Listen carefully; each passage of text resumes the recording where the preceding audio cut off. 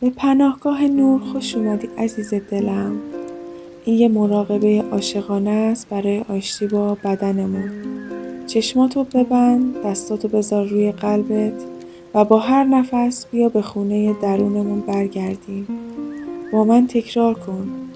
من صدای قلبم رو میشنوم. قلبی که سالها تپیده. حتی وقتی خودم با خودم مهربون نبودم.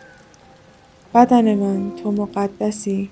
تو حافظ روح منی. هر خط، هر نشونه، هر بخش از تو داستانی از زنده بودن من. من پوستمو نمی پوشونم چون شرم دارم. من پوستمو لمس می کنم چون لایق عشق و احترامه. سینه های من، تو نماد زن بودن منی. زندگی رو در خودت حمل کردی.